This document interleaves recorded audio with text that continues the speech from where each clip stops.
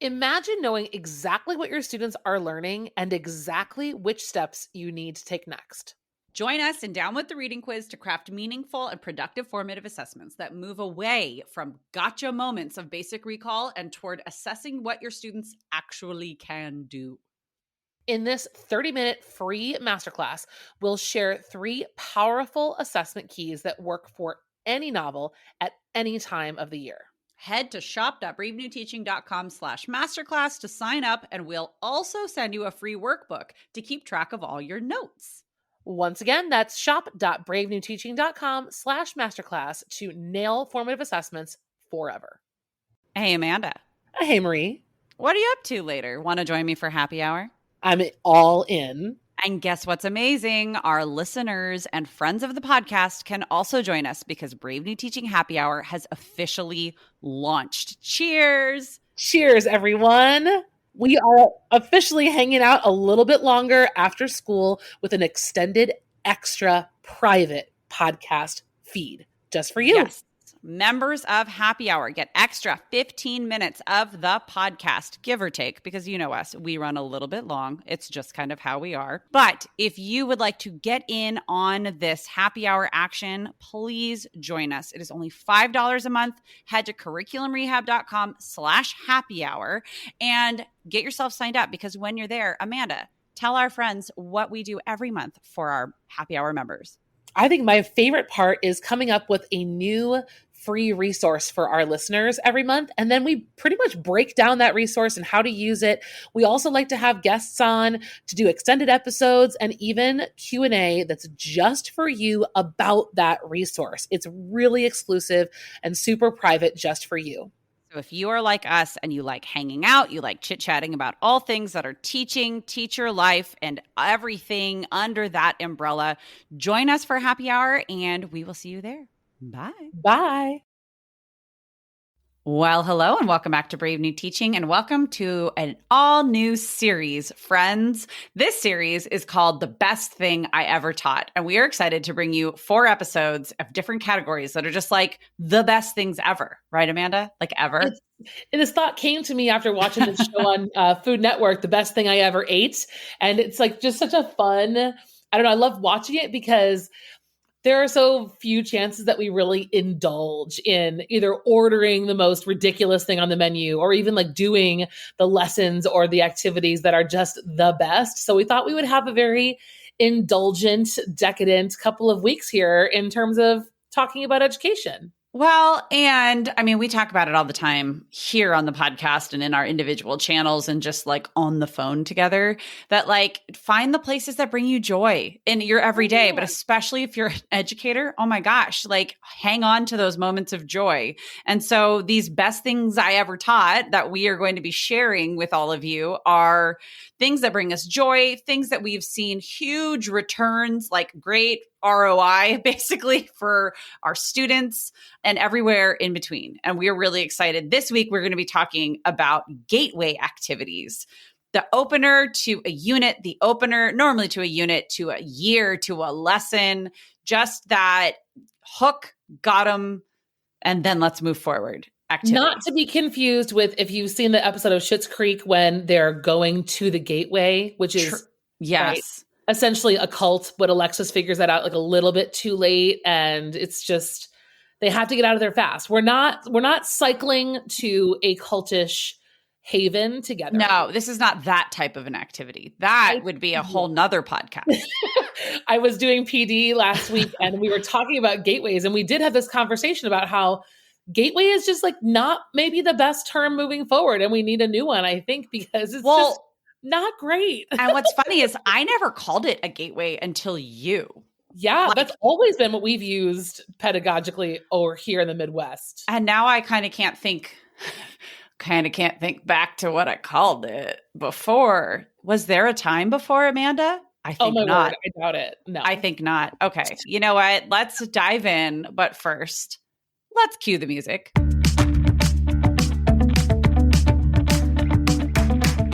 You're listening to Brave New Teaching, and we are so much more than a podcast. We give teachers the inspiration, support, and tools to challenge the status quo. I'm Amanda, and I'm a former English teacher from Illinois. And I'm Marie, and I'm a teacher from Southern California. Join us at bravenewteaching.com to find out more about our courses, festivals, and get every episode's show notes. We're so glad you're here. Enjoy the show.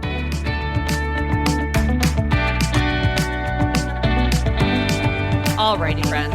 So we have definitely talked on this podcast many times about different gateway activities, what we think about them, why we like them, and even like we've got a few bonuses in our different products, our different festivals and workshops. A whole entire part of Curriculum Rehab, our flagship course, is about finding an appropriate and just amazing gateway activity to set you up right. It has everything to do with essential questions. It has everything to do with an inquiry-based curriculum design, which is everything that we do here at Brave New Teaching. And so we have a few that we've mentioned before that we just want to like gloss over, and then we're going to each dig into one that we just love. Yeah, and I'll just do like the very brief like step back, like why it's worth it. If you have not, made time in your planning time to really carve out a single class period or maybe a period and a half to start your unit in a way that really piques curiosity on that essential question, then you might be missing an opportunity. That's really what we're here to talk about. Is the Gateway's purpose is to establish and stir all of those lingering, burning questions and opinions and getting the chatter going about the essential question. And they might not even be lingering, right? No. We want to also poke a little bit at our students to provoke questions that they otherwise never would have thought of. So like Amanda's kind of getting at this. A gateway activity is the day or the activity at the very beginning of a unit of study that piques student interest, introduces them to the topics being covered, and helps them start to grapple with the essential question. And that is the key essential question. I really tried to delineate this last week. Again, this came up quite a bit. Teachers were asking questions like, well, how much do you spend on background knowledge of the book? And how much do you spend on percolating right around the essential question? And for me, and just my experience with inquiry-based design, if we're talking about prioritizing the question and decentering the text, then the gateway and the question far outweigh building background knowledge and context. And that's not to say that we shouldn't do that. But sometimes we get a little bit heavy on that before we get started. And one of my things I always coach people to think about is, do you need to build all the background knowledge before day one, or can you build background knowledge as it's contextually relevant as you're going through the unit? So that to me has always been a little bit stronger in terms of students being able to transfer. So we'll spend like 1 or 2 days on the gateway, maybe 1.5 or 1 day on some like really important background knowledge that's absolutely necessary before getting into the novel. And then any of those other things that I really wanted to do, I'll just kind of string them into the unit in other weeks. So remember that you don't have to do everything before you start reading. Well, yeah. I mean, I've done the same thing. Like I've definitely been the teacher who stood in front of my class and said, okay, we're going to read Les Mis. Let's talk about Here's 3 weeks about France. The entire history of France, right? And the French government. Go. Because that's how I learned, and that's how I was taught to teach. And so no shade. No. It's just I found myself then being like, I don't really have anything else to talk. Like all we have now is the book, because the book was the center. The text was the center of everything. And so bringing in other topics, it always kept coming back to being a history class or like a review course. And so that is another kind of shout out to inquiry-based design, where the focus is on the topic. The focus is on the question and questions that branch from it. And the text, again, is just a vehicle for exploring that question, a vehicle for critical thinking, a vehicle for all of the things that we want our students doing instead of knowing.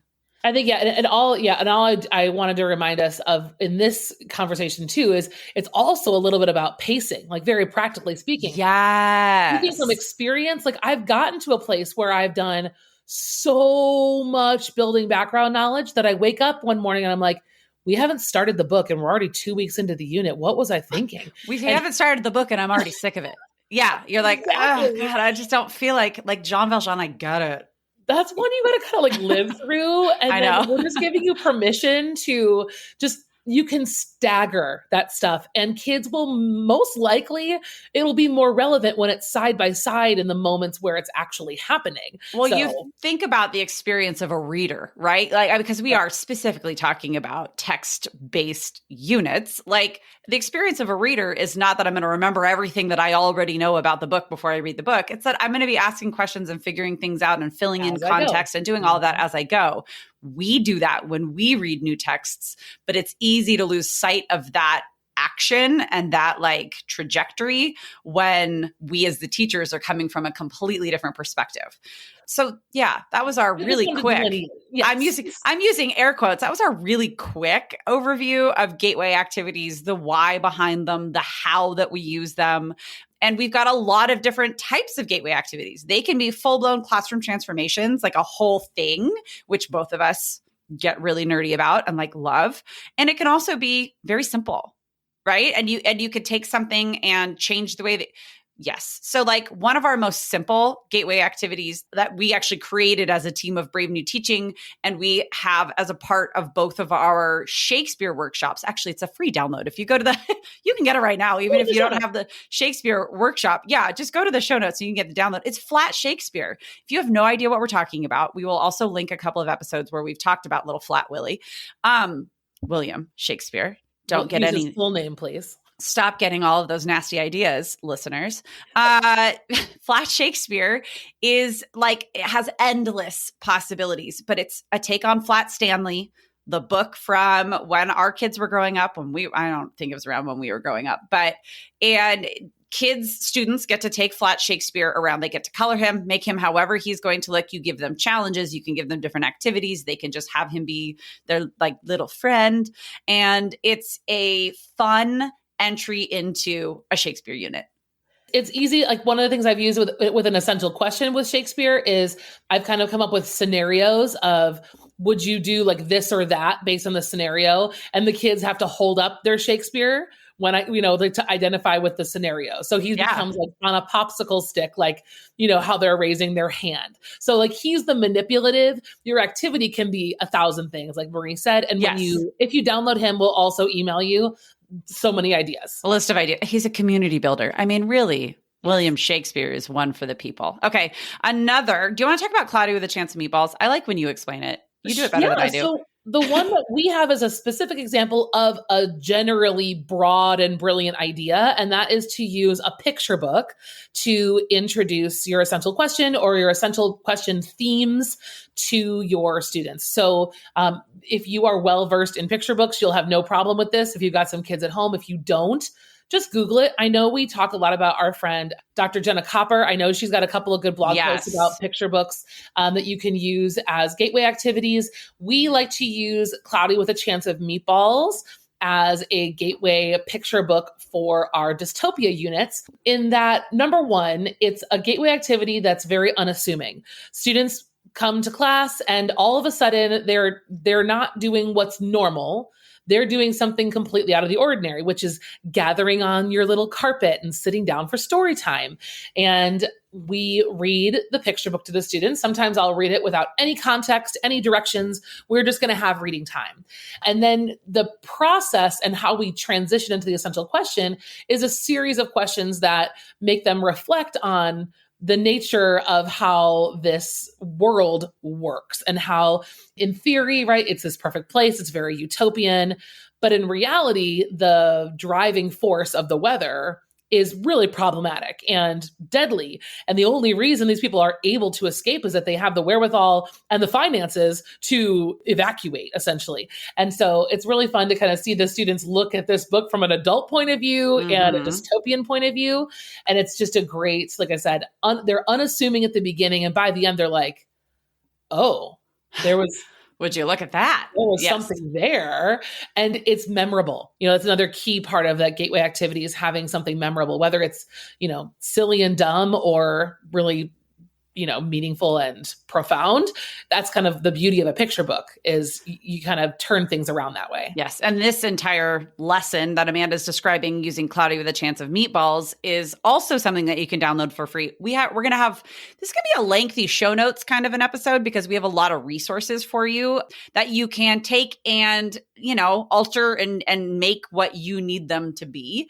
Another download that we will have for you in the show notes is, you've heard us talk about it a lot, actually very recently on the podcast. It's our My 73 activity that we use as a gateway into a memoir, biography, etc. unit, where students are doing a lot of reflection, they're interacting with each other, and it's getting them ready to look into memoirs and biographies about real people, and then maybe even do some writing about themselves, etc. That we talked a lot about in our memoir and biography workshop, but we do have that activity just for you for free. Check out the show notes. A couple others that we've talked about in past workshops and in past episodes are like my Hamlet murder mystery party. That activity where I will just link the episode so that we're not spending this whole episode retelling you things, but basically students come in and they have to solve the mystery of who murdered King Hamlet at the beginning of the play Hamlet. That is part of one of our Shakespeare workshops. Amanda's got a whole cool hoax letter activity that she describes as a part of her dystopia unit. We will link all of this stuff. Even something as simple as stations. Like stations, I feel like got really big as a really popular activity or like learning strategy a few years ago, and they kind of tapered off when students couldn't be closer than 6 feet to each other for a while. And then it starts to, I don't know, I haven't done a whole ton of stations in my classroom since coming back from COVID quarantine, just because many reasons, right? But stations are something that you could bring back in a simple form where there's only 3 stations, or, like blow it up, make it stations all around the school or something like that. You have another one called Guess the Voice. That one is inside our teaching memoir workshop. I talked about it a few episodes ago, where it's, as we're starting the memoir unit, I put pictures of celebrities at the front wall, and then I have excerpts from all their memoirs around the room, and the kids have to go guess. Yes, I forgot the title of that. Yes. Yeah. That's inside there, but I mean, that's easy to recreate if that's something that you're using. It's pretty fun. Please excuse this interruption, listeners. We have something that we want to tell you about. It is just about November. It is about that time of year where you start thinking about gratitude, maybe gift giving, maybe the different things in your life that give you the warm fuzzies. And wouldn't it be great to get your students thinking that way too? We have always heard requests from our listeners that we need help with things that help us get us through the day-to-day, things like bell work. So what we did was pair together a seasonal demand with something that you can actually practically use. We have got gratitude-themed bell ringers all queued up and ready for you to use. Absolutely. We have 3 full weeks. Those 3 full weeks that you're teaching in November would be perfect, but truly you can use this any time of the year. Every single day of the week, we have bell ringers for you that are different types of prompts that get students thinking about things that they are grateful for, things that they have to look forward to, and other sorts of just overall positive things to start getting at that social emotional learning aspect without being super over the top. It's very organic, and they are ready, built for you. The slide deck is all built in Google Slides, ready for you to use and customize as needed. We want you guys to head right now to our show notes, or head simply to www.curriculumrehab.com/gratitude, and you'll have those bell ringers in your hands in no time. So again, either head to the show notes for this episode or to curriculumrehab.com/gratitude. Sign up, totally free. It's ready, student facing, just for you. All right, let's get back into the show. So those are some of the gateway activities you've heard from us thus far in the Brave New Teaching universe. And now we have a couple others that we are excited to share that we just haven't shared before. Or like I have one that's brand new that I'm going to be doing for the first time in like 4 days with my students as the second quarter starts. So do you want to talk about yours first? Sure. I can talk about the best gateway activity I ever taught, whatever it was. Danced on. The best yes. one. So let me start with the essential question. So the essential question for this particular unit was, is the American dream more likely to inspire or destroy us? God, I love that question so much. It's a good one. Well, I cannot thank, I have to thank the people of the social media that helped me. I had drafts of it for a long time. I was posting in my stories and people were giving feedback and we were voting. And it really is amazing to use your friends of the internet to help you with stuff like this.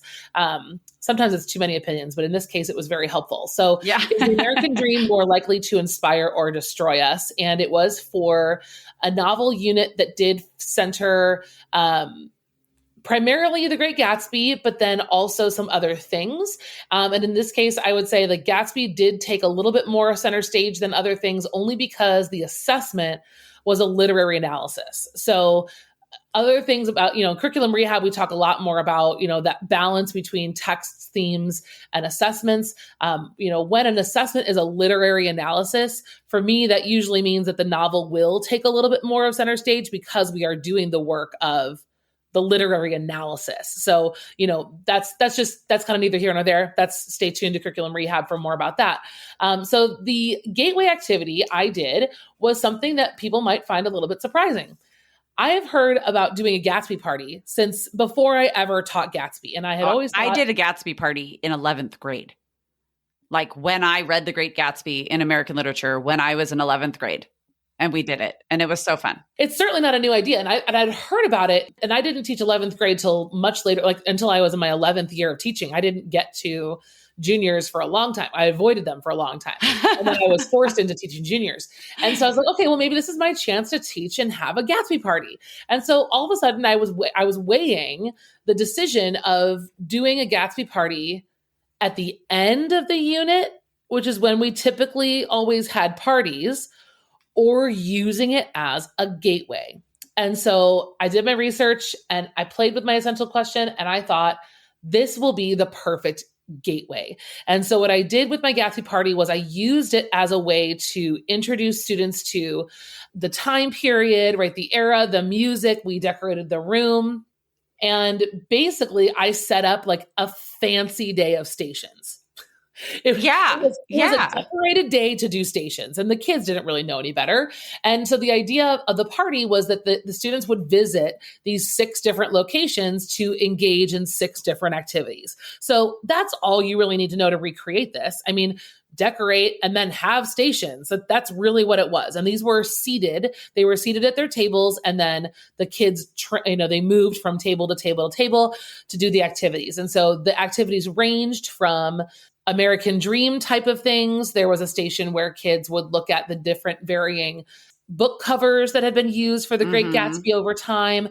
My other 4 stations were get to know you stations where they would get different quotes and clips from each of the characters and get to make inferences about their personalities based on what they've been provided. So they were kind of just guessing, what's it going to be like when I finally get to meet Tom, again in person, just a party conversation. That's it's just a so little fun. clip. Yeah. So that was the idea there. So it was really, I think what was successful about that gateway activity is it was a blend of essential question things and prepping for the novel comprehension types of things, because chapter 1 of Gatsby is kind of dull and boring and probably It's the worst super of all dry. the chapters. Yeah. So it was nice to kind of get that our energy was up. They were curious about this guy with strapping boots and this other guy with champagne stars and this chick who was floating like a balloon. So it really piqued that curiosity, but also got them thinking about the American Dream, whose it was, whose it wasn't, who was involved, who wasn't. And so that it was just really fun. So it's super versatile, easy for you to recreate. And I found it way more, I guess I never did it as a concluding activity, but I don't know. At the end, we ended up doing a funeral. So that was a fun party too.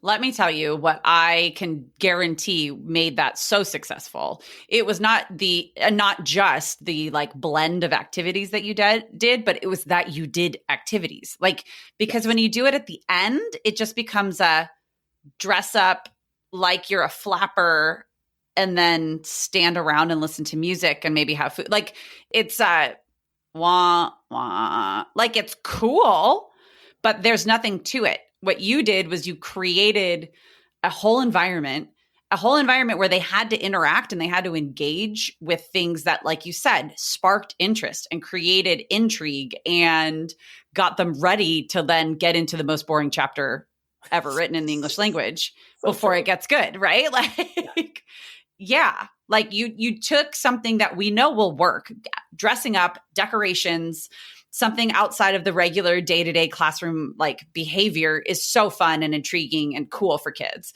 And then you made it work for you. You made it set the stage for learning instead of be like the end movie The day wah-wah. kind of a thing. Yeah. Like I kind of love it. I've done, and I think it's because I've probably done plenty of wah. Well, Confusion same. things. We live and we learn. Yeah, absolutely. Or we live and we don't learn and we keep trying to do it. And you're like, And we what go, are you God, doing? why isn't this more fun? Yeah. I feel like I try to remind myself, like the end of every unit really is hard. Yeah. Everyone is tired. Everyone is ready to move on. And so I kind of use that energy of like the new unit to do with this. And also PS, when Marie and I ever talk about classroom transformations, I need everyone out there to know that there is never any kind of expectation to spend money on your classroom or do extravagant, lavish things. All I did for mine was I bought some sparkling grape juice because that was just fun for me and I really wanted to. And I got the white butcher paper from the supply area and I covered that as a tablecloth because we had desks at the time. Mm-hmm. So the desks were clumped together to make tables. So I just covered them so it felt like a table. And like a handful of other things. And like if I ever bought anything, my thought process was, will I be able to use this again for a couple more years? And then it was like, okay, well, let's divide that by 3 years. Does this make sense? Is it an accessory that'll be worth it and fun? And, you know, And can I store it? Yeah. Yeah.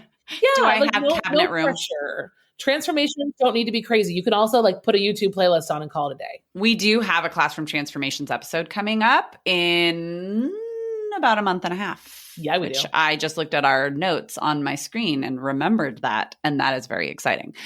So yes, more on that to come, friends. I mean, I love the idea of a class party, right? But you have to have an activity. Any sort of a party that's outside of like college, you do kind of need activities. And even still in college, the activity was imbibing. At least. But I would have also preferred a party with activities. I don't you find games. You start playing games. I mean, you know, like there's people when we gather start doing activities. And so when we have a class party that doesn't have activities, that has been my downfall many times. Like you just get bored and you just stare at each other for a while. Or they start misbehaving. Because they're bored and they're sick of staring at each other. Yes. Well, so, okay, let's talk about my gateway activity. And the reason that I'm saying this is my favorite is because it stems from one of my favorites. And actually, I was talking about stations before. I talk a lot about Shakespeare. I mean, if I had an overall absolute favorite, it's definitely my murder mystery party. But you've heard me talk about that here a lot, friends. So I have something that, like I told you, I'm going to be doing with my students next week as the second quarter starts, that I basically have taken my Shakespeare intro stations, but like I've got a few different levels of stations that I do for the beginning of a Shakespeare unit because freshmen need different information to begin a Romeo and Juliet. Sophomores need certain information for like Midsummer or Taming. These are just the ones that I've taught at these grade levels. Seniors need review. They don't need new information. They need to remember that they've learned these things before in 9th and or 10th grade, right? And so that's where like my stations are a little bit different. I'm not doing a whole lot of like life in the Elizabethan era for seniors, unless it's something that like I'm really realizing they're not getting. So that said, I also just kind of personally need a little zhuzh in my teaching next week. It's been a weird start to the school year. If you like heard me talk about it a few episodes ago, we had this whole insane heat wave in San Diego. At the beginning of our school year, the first like month was totally messed up. We had all of these random like heat half days because we had no air conditioning. It was 98 degrees in my classroom, blah, blah, blah. This is all to say that I don't feel like just doing my stations. Not that there's anything wrong with stations. You know that Seinfeld, not that there's anything wrong with that. Mm-hmm. Yes. However, the stations are great, but I just want them to be a little bit more exciting, if you will. And so I'm taking the stations and I am turning them into, my first gut was to tell me to do a escape room, But then I was like, there's 40 kids. It already feels like an escape room or a room from which we all want to escape. Like, it's hot. The windows don't open in my classroom. There's just the door and then walls. So how about I flip this and make it kind of like a scavenger hunt, Amazing Race style activity? So what kids are going to do is they're going to have, I think I've narrowed it down to 5 different challenges. And those challenges are going to come from the skills that I need them to brush up on. Some of the skills I need them to brush up on are like the basics of iambic pentameter. I need them to look at the rhyme scheme. I need them to look at the meter. Like, I need them to remember the flow and the rhythm of Shakespeare's language. I need them to remember some of the nuances of the Shakespearean era of only men on the stage, right? Like those gender kind of questions that we're going to be grappling with, because the plays that we're going into are going to be Hamlet and Macbeth. It's that unit, that our Monsters Born or Made unit that you all have heard me talk about ad nauseum. So like, they're going to be doing activities with that. I'm going to be giving them just like a whole list of quotes from various Shakespeare plays that they have seen, that they haven't seen, to try and decipher the meaning with or without context. I kind of haven't decided. It depends on if it's a cold read, or if it's Romeo and Juliet, probably no context other than just like character names. But if it's something from Julius Caesar, I'll give them a little bit of context and let them try to decipher the language. Some really common Shakespeare vocabulary will go in to these different challenges. And the challenges are going to be things like I said, like looking at quotes and determining the meaning of the quote in like contemporary English, going from early modern English to contemporary English. And then like all of those answers will be certain letters that go into a code in a Google form. And then the end of that Google form will give them another code. And then they'll have to take that secret word to like a friend of mine on campus who will give them a QR code. The QR code will take them to a video that they have to watch on sonnets. After that, they go to someone else and they get pop quiz questions about their knowledge of sonnets and Shakespeare. So, and basically like they'll get little pieces of the puzzle a lot. And there's probably going to be an actual physical jigsaw puzzle. And at the end, every group will have a portion of a code that unlocks a box that has a buttload of Halloween candy in it. Like, Love it. That's where we're going. Yes. So it's teamwork, it's organic collaboration, it's get out of the room and go around on campus and come back, right? Like, so I'm designing it so that it's movement. It's like all the things that we know they need. They've just had finals, so their bodies need a reset at school. They've been sitting a lot. Marie, I'm going to ask you this question. I'm actually going to ask you 2 questions. Please one is do. going to put you on the spot, but the other one, I'll start with the softball first. Well, we'll just see if I'm going to answer them, huh? How do you feel about that? Maybe I'll just say no. That's fair. But I know somebody had reached out to me when I was prepping for these 2 PD sessions I just did and suggested trying Goose Chase for an activity. It's an app. Yeah. I've never played Goose Chase, but it feels like that might be an interesting. I don't know how it works, but so listeners, if you've played or done a game using Goose Chase, message Marie at the Caffeinated Classroom. Thank you. Tell her how to use Goose Chase, because that might be a fun way to corral your giant list of number of children. Well, it just might be a way that I don't have to make a ton of copies. Well, because here's this. Okay. I don't hate it. Thank you. Yes. My second question is, maybe it'll put you on the spot, and I apologize in advance, but in the past, have you done something specific for the essential question, the Monsters Born or Made, or does that kind of just like get into your unit as you get into the plays? Oh no, that's I just forgot to talk about it. I'm just curious because I love that question so much. What do you do for the question? In stations, that's normally we'll look at a bunch of monsters, because we've already done a villains unit in this course in the first quarter. So now we're switching gears. I'm glad you asked that because I didn't mention it. We're switching gears from villains into actually monsters. And so it's looking at what is a monster in the first place. Perfect. So that's part of this. Yes. So it is one of my stations, and I was kind of thinking of setting it up as something separate from this activity. But now that you're saying that, I think it needs to go into the activity itself. I think it could be successful separately too. I don't think that they have to go together. Well, because Shakespeare is such a unique type in that it does take a lot of skill and does. background knowledge. It's not the same as Les Mis, where like, yes, understanding the nuances of French government and overthrowing the French government, restoring government, and like all of that French history absolutely aid in the understanding of something like Les Mis. Shakespeare, if you don't understand the technicalities of his language and the poetry, you're going to have a really hard time. So, I mean, fair question. Well, but so I'm also only like on this thread because at time of recording, and but when you're listening, it'll be even closer. But at time of recording, we're coming up on Halloween, and I'm wondering if there is some fun monster stuff that you've already got like around your house. And, you know, we've got movie trailers, we've got all kinds of monsters everywhere right now. That just seems to coincide very beautifully with the holiday. I think that the monsters are going to come in as we start getting into the plays more and more. But because this is the fun though. This is I the know. fun about the gateway. Well, so it's and this gateway, and the reason I'm so wishy-washy and giving you all listeners a 2/3 of the way done gateway is because the next day is the murder mystery party. So like that gets us into this whole idea of murder, revenge, monsters in that regard. But Amanda's raising good questions that I had not yet thought of in my frenzy to grade finals and to come up with this activity at the same time. Okay, but again, like something with monsters can go at any point. Like, yeah, that's what I'm saying. Yeah. As you know that. But yeah, I forgot about your murder mystery party. I'm stoked. It's going to be a very active week for you next week. I need that. The kids need that. Like the end of a quarter, or the end of a semester, they're like doing projects or they're finishing a writing piece or they're prepping for a presentation. There's a lot of sitting and working. There's a lot of me just waiting for questions. Like I'm just being available and like grading and planning and stuff. But we need to get off our butts and we need to move around and we need to talk to each other in different ways. And I'm pumped for that. I'm using a lot of hand movements when I'm telling you all about this, more than normal.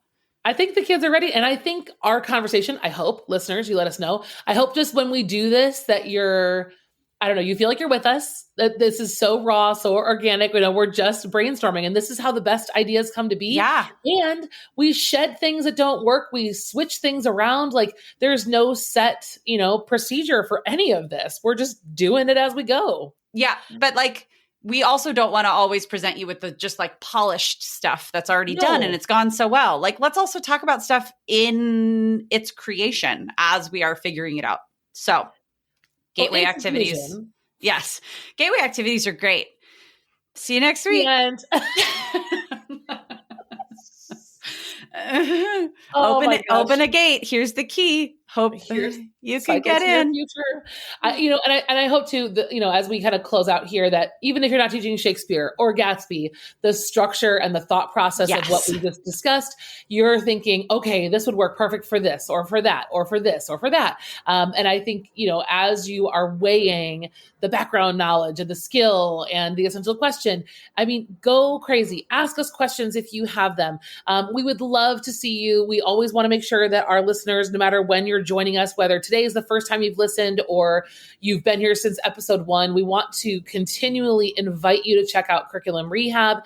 Curriculum Rehab is a place where I talk about Gatsby specifically, and we talk more about how the gateway activity is a piece of a much, much larger puzzle. So there's no need to get weighed down or, wonky about it being just right. What we want to invite you to do is consider your curriculum from a much wider lens and looking at how things fit together. I feel like that's like the common thing we say. How does it fit together? How does it work together? How does the big picture serve our students? That's really what Marie and I care so much about, because we've just seen how much of a transformation it's made in our students' lives as we take a better and more serious look at the big picture rather than constantly being on the treadmill of day to day to day to day to day to day. It helps us be more mindful and strategic and all of that. You know what I just realized too, to talk about mindful and strategic? I didn't even talk about like simple activities, like just a series of questions, right? Like that you could do is like speed dating and that kind of stuff. And yes, so the possibilities are quite endless. And we have a huge bank of them. It's one of the bonuses that we offer in Curriculum Rehab is a massive list of gateway activities. So it's there. So if you are already in Curriculum Rehab, you're one of our students, don't forget to go back and log in and check that list again if you haven't seen it in a long time, because it's there. Yeah. Absolutely. Friends, thank you so much for joining us. Thank you for bearing with our thought processes, because we get the feedback from you that it's helpful. So we're just going to keep doing it. Let us know if there's something that you want to hear about on the podcast by emailing us at bravenewteaching@gmail.com, just, at Gmail or on Instagram. And we hope you have a wonderful week at school, and we will see you next time.